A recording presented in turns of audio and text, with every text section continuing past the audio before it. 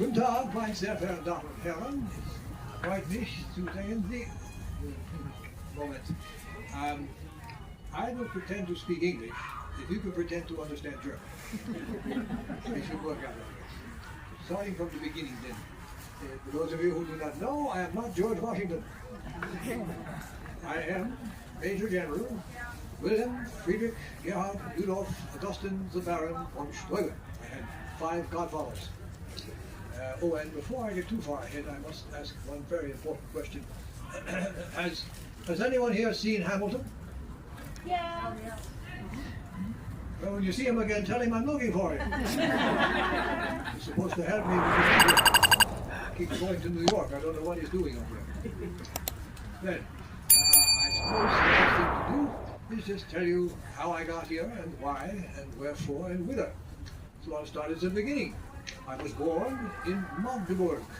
It is in the Kingdom of Prussia. And my father was an engineer in the service of Friedrich, the King of Prussia. Not to be confused with his son Friedrich the Great of Prussia. It was Friedrich the not so great of Prussia. And Friedrich of Prussia was very proud of his army. He had spent a lot of time and money building it into a very efficient and successful fighting force. He didn't necessarily like to get it dirty, so he wouldn't go out and use it very much, but he was ready if he needed to. My father worked for him as an engineer, which involved digging trenches and pointing cannons and carrying out sieges. And he would take me along with him to observe what he did and how he did it. And, there are seats here in the front. They're not any more expensive than the ones in the back.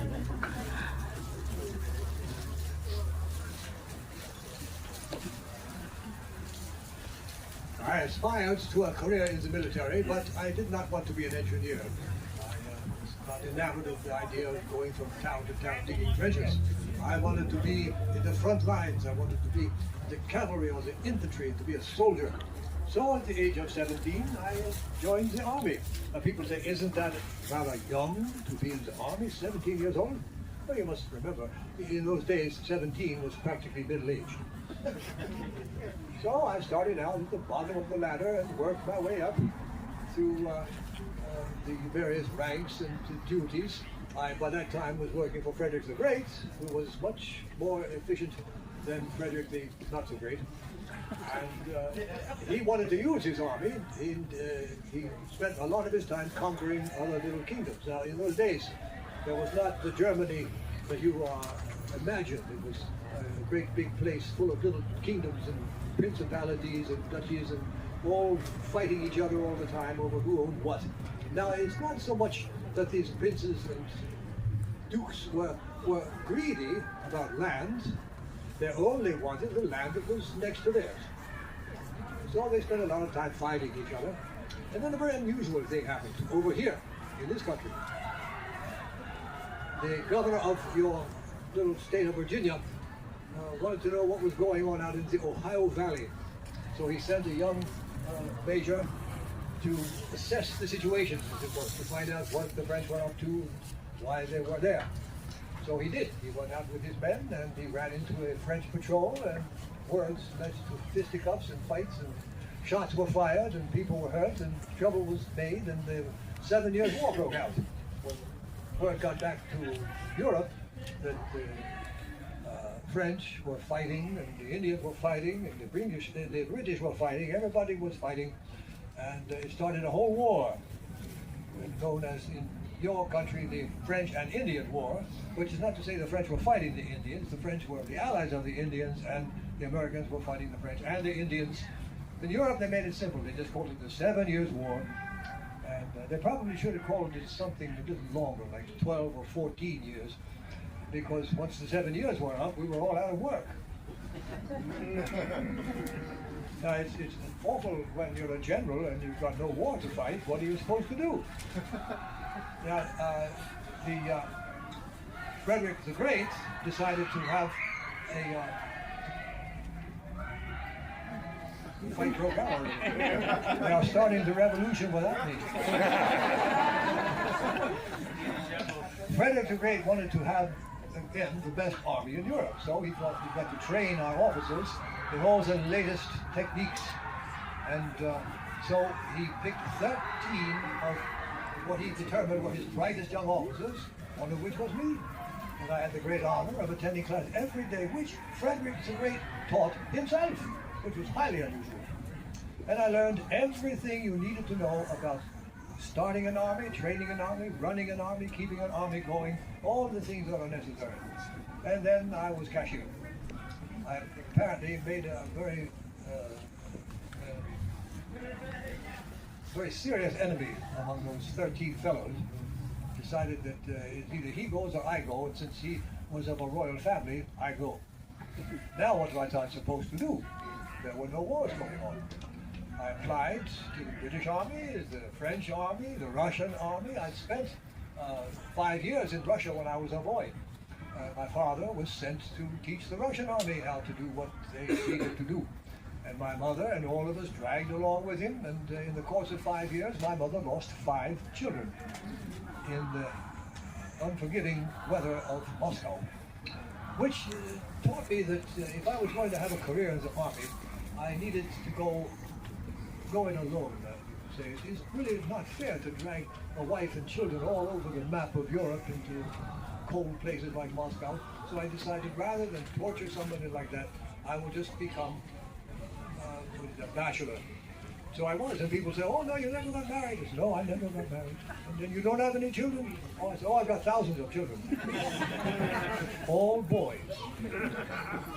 But that's another story. Let's see, what am I doing? I'm looking for work.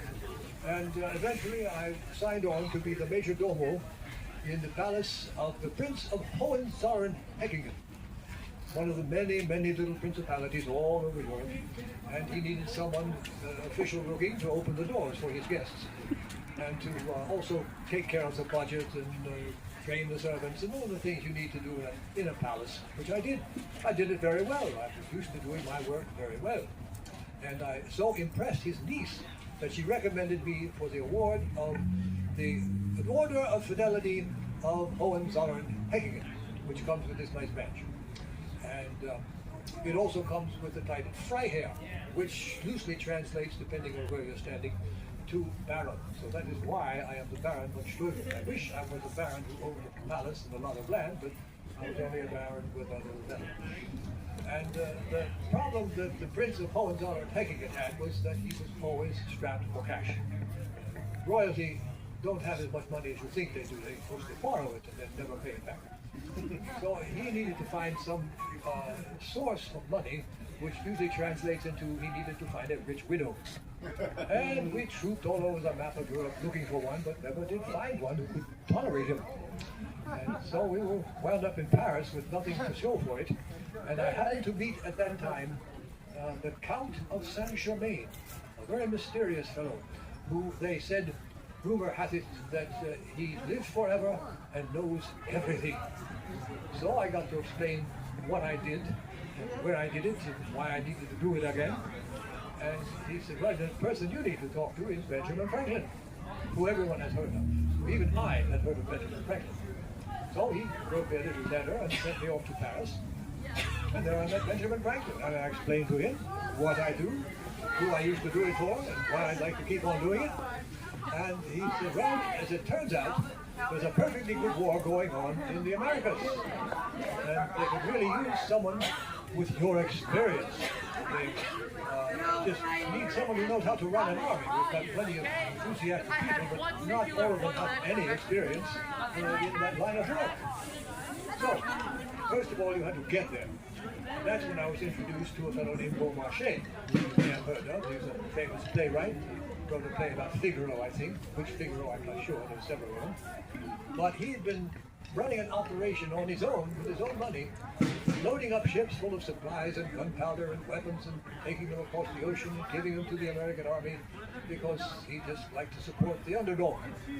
And I interviewed with him, and he said, oh, you're precisely the sort of person we need over in the Americas to train their army. So you get on the next ship, and over you'll go. But you will need to have a retinue, a staff. You need fellows who can sort out your papers and make plans and especially translate for you. Did you speak English? I said, no, not at all. So I needed a couple of English speakers, and I had about 7 fellows as my staff. So if you showed up all by yourself, they'd think you're a nobody who has no connections. But you show up with a retinue, a staff, then you must be important. It takes little things like that to convince people of your worth. So we went out and we all got nice new uniforms, and we got on a boat, and I brought my dog.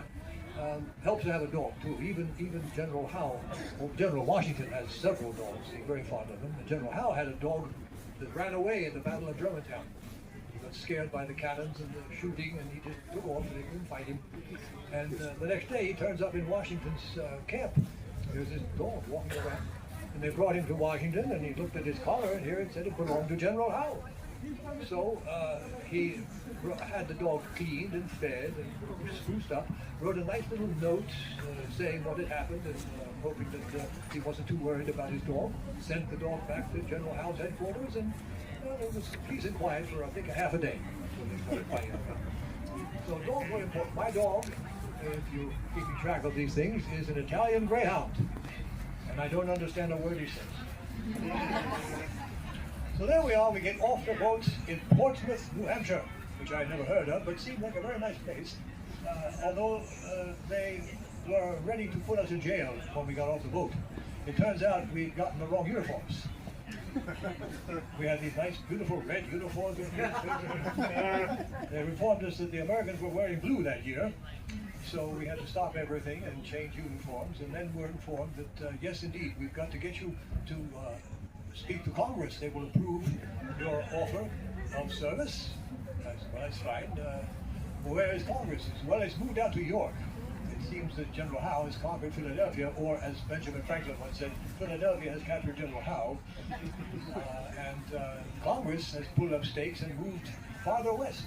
The British were doing all their work on the eastern seaboard. All the capitals, Boston and New York and Philadelphia, etc., etc., they're all on the water, where you have to be if you're going to have any sort of international trade. So Congress decided, well, they're not going to chase us all the way out to York, so they came out here, feeling they'd be fairly safe from the British, and indeed they were.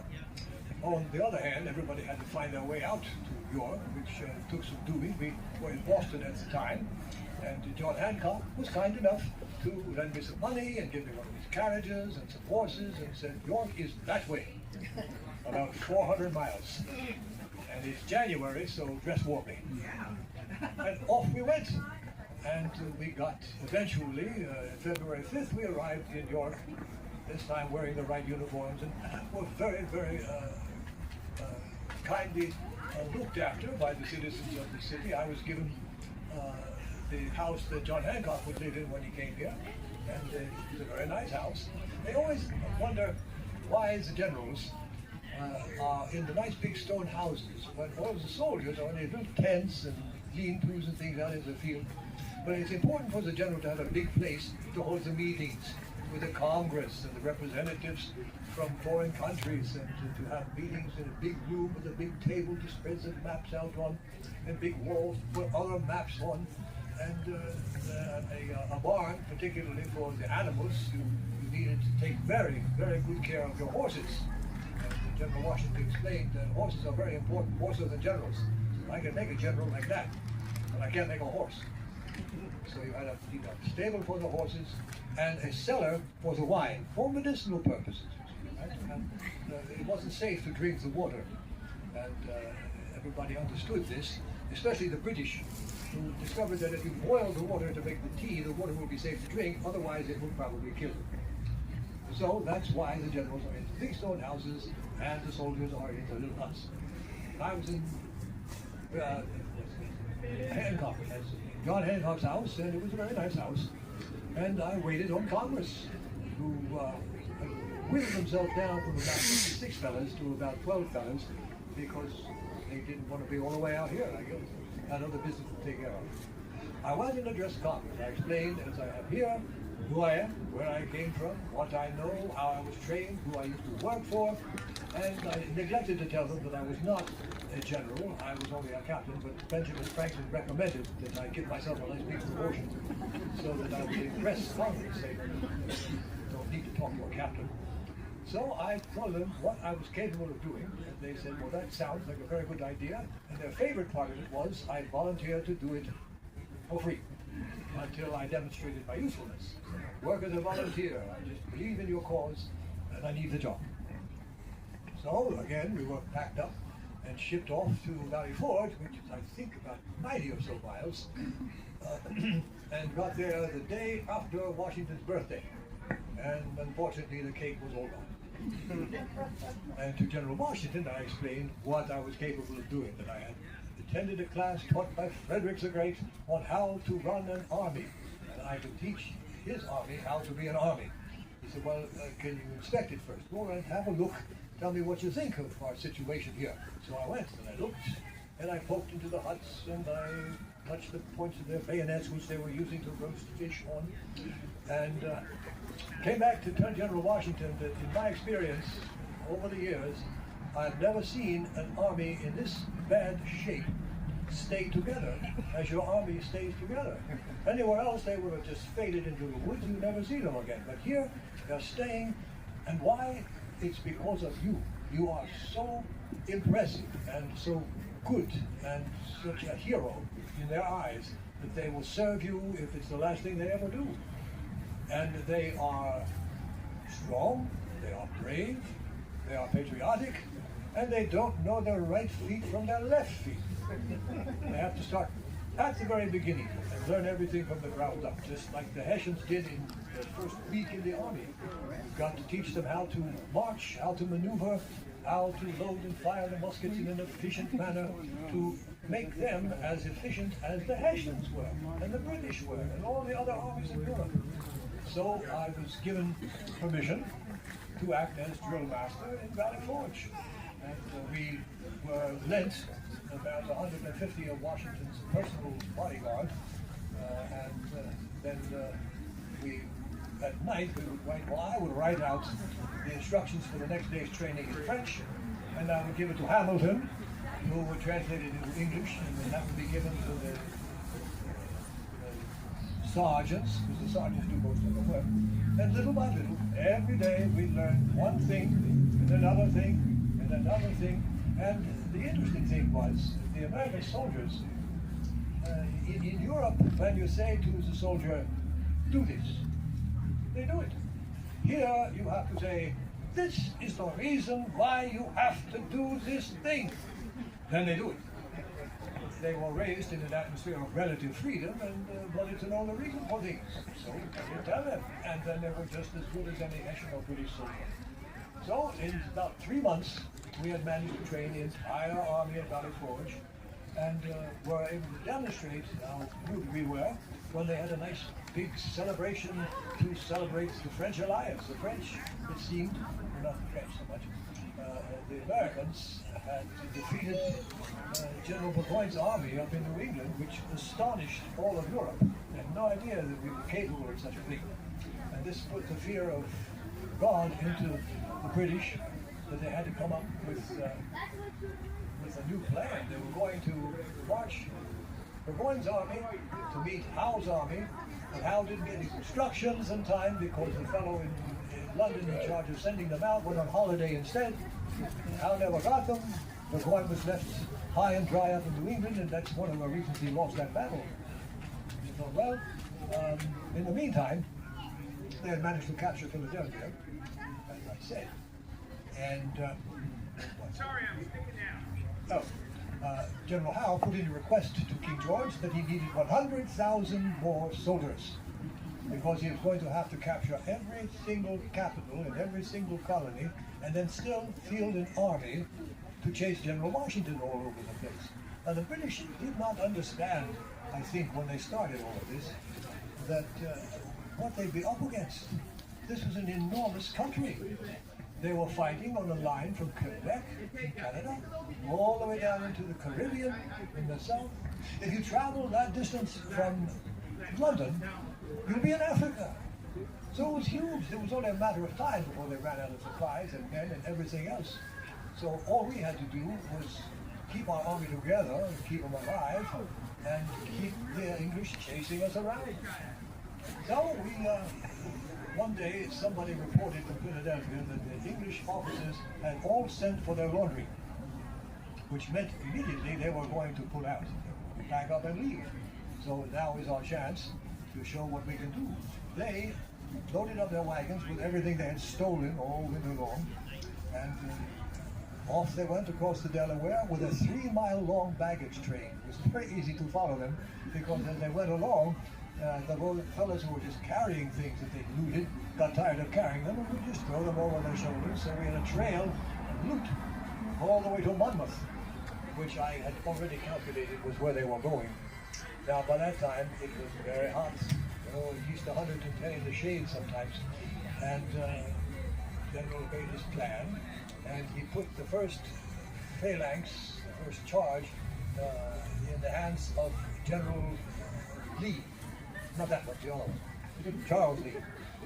Interesting fellow, Charles Lee, but he liked dogs better than he liked people. And he had a whole handful of little dogs that followed him everywhere. He had experience in the army, he had been in the British Army, and thought that he was really qualified to be doing George Washington's job, and didn't care who knew it. So it was time to start the Battle of Monmouth, and he gets up on his horse and he leads his men into the woods, and about 15 minutes later he's leading them back out of the woods. He has decided that they are outnumbered and outgunned and outmanned and everything else, and they've got to start someplace else and regroup. I have never heard anyone swear as magnificently as George Washington did that day in the general direction of General Lee. He called him a poltroon, among other things, and fired him and sent him off under guard. He was eventually court-martialed.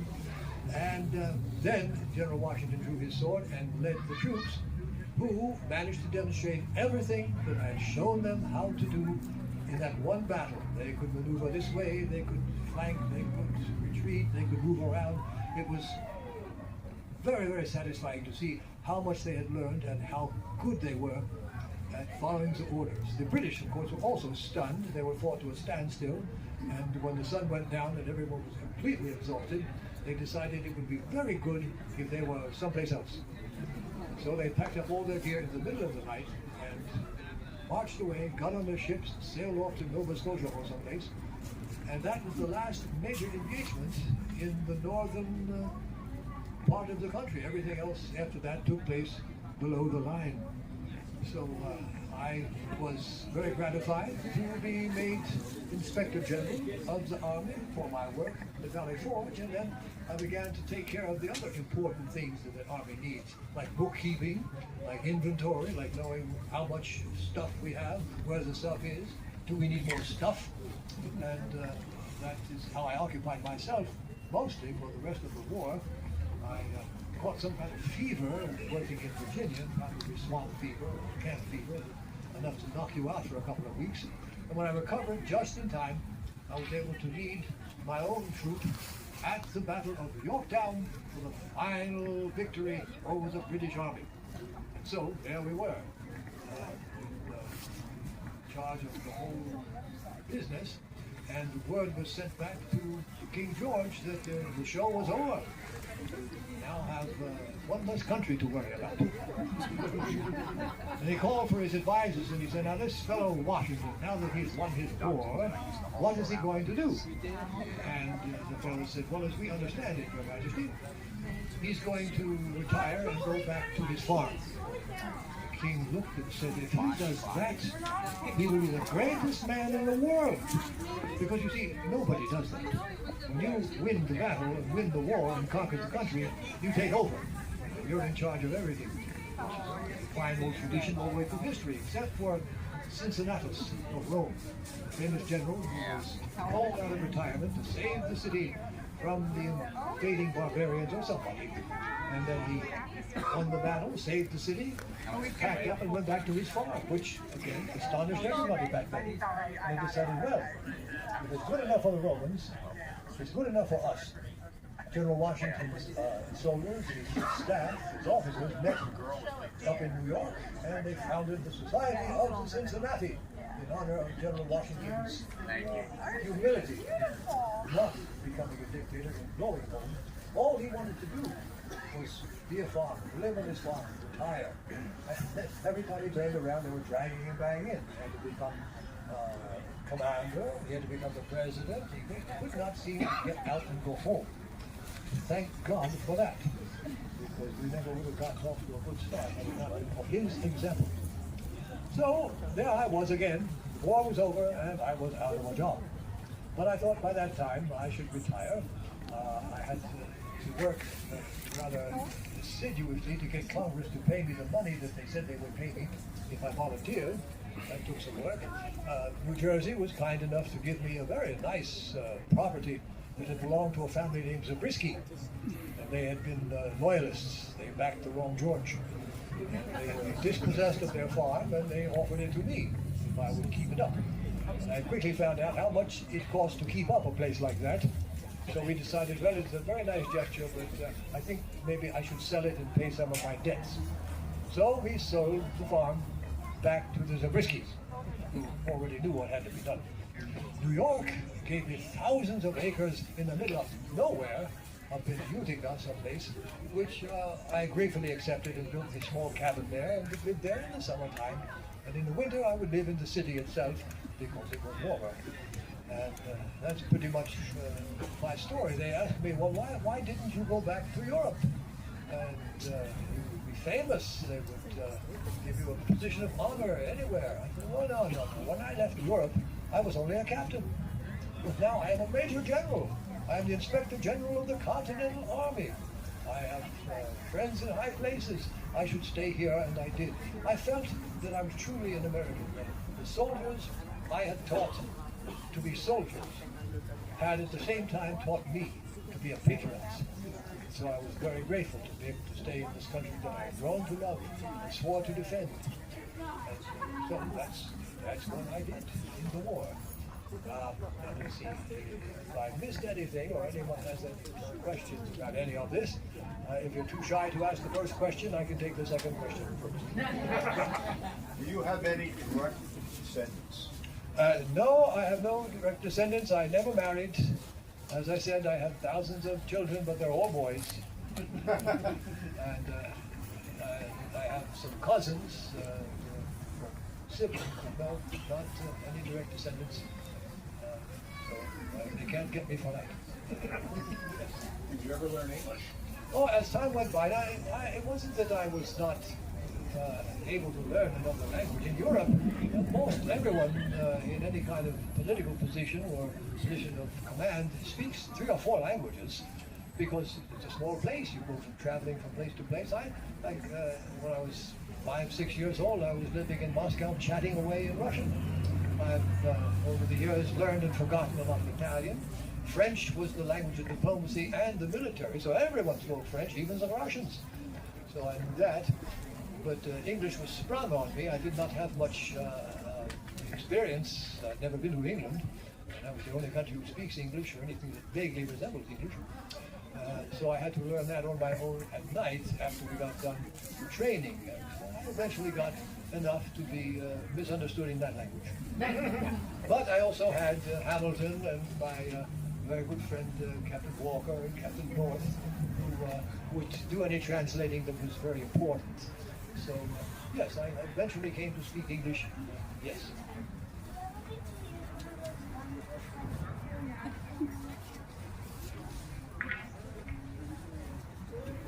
Oh, now there is I should have mentioned this myself. This is one of the most important parts of our training of the soldiers, the bayonet. It is a very sharp, long blade that fixes on to the front of your musket and changes it into a lance, a spear. And it is very important that you know the effectiveness of this weapon, because your musket fired 1 shot, and that was it. Then you had to quickly try to reload it before a Hessian ran up to you and stabbed you with his bayonet. Most American soldiers use their bayonets to, as I said, cook fish or roast meat over an open fire.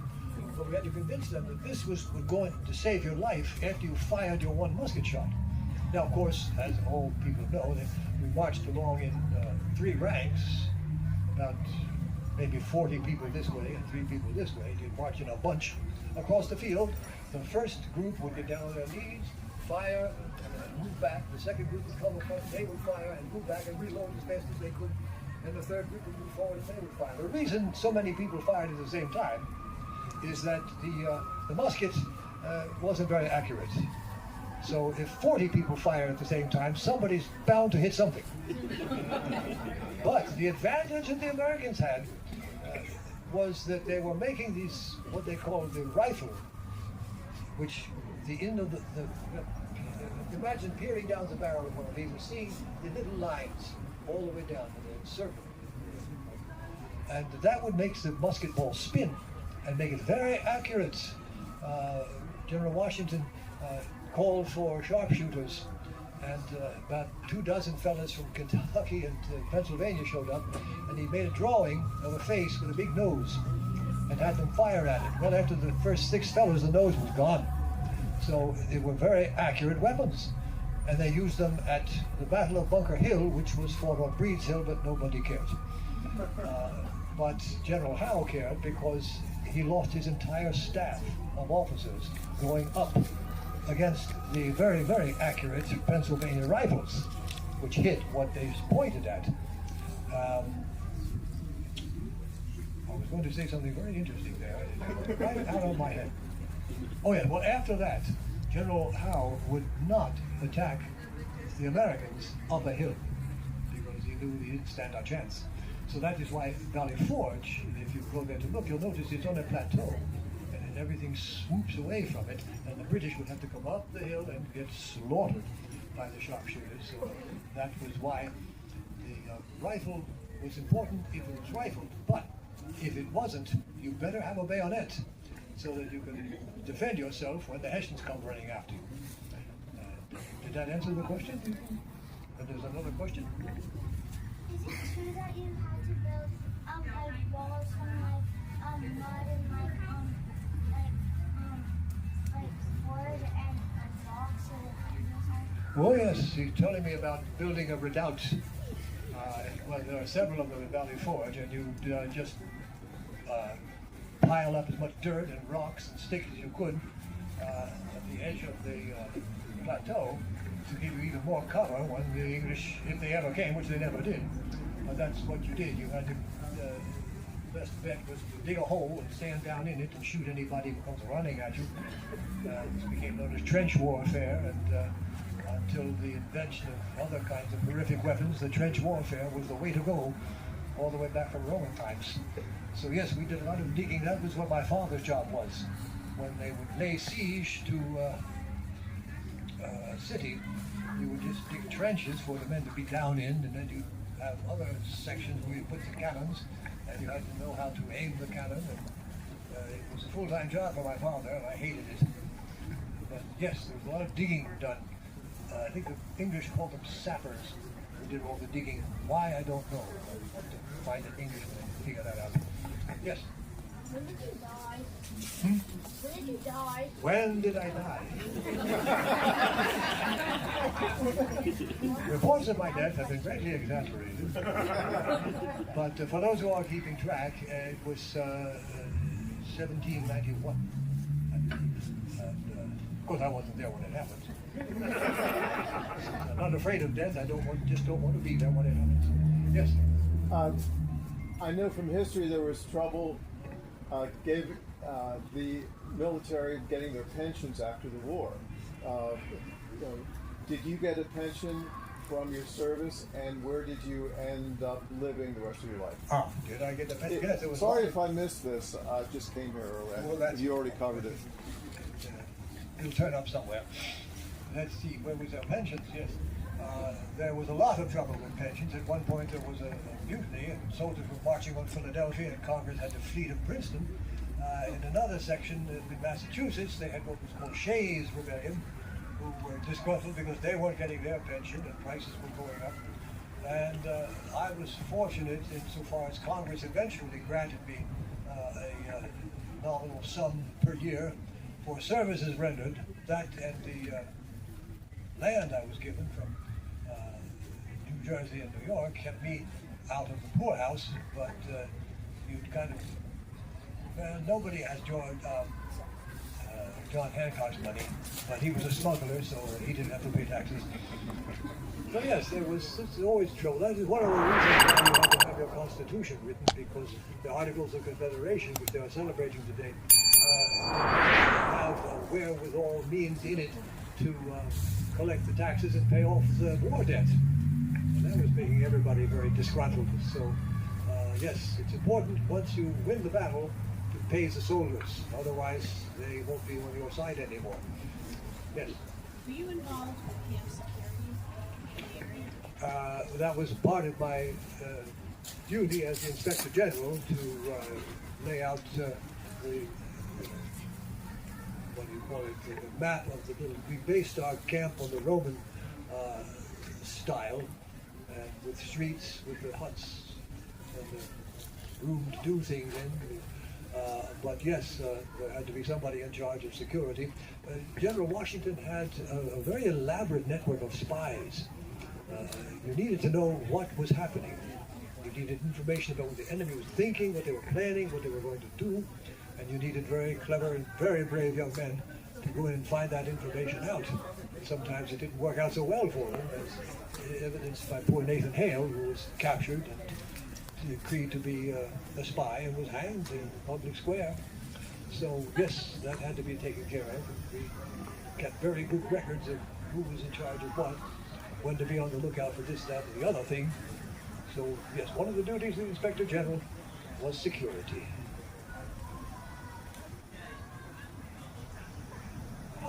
There's the hallmark of a great speaker to so baffle the audience that they have nothing to say. So, I should like to thank you for coming out today, and please take advantage of all these very knowledgeable people and learn about your history.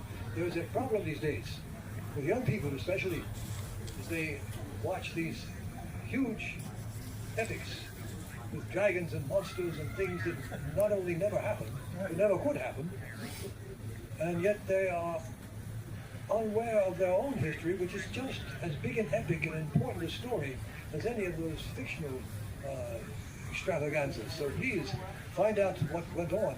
And Mr. Senator Marcus Tullius Cicero of Rome famously said that to be ignorant of what happened before you were born is to live forever as a child. So find out what happened, who it happened to, what you gained from it. There's always more history to be learned. We keep making more history every day, so we have to work hard to keep up with it. So thank you for coming out. We appreciate your appreciation. And I guess that's all I have to say.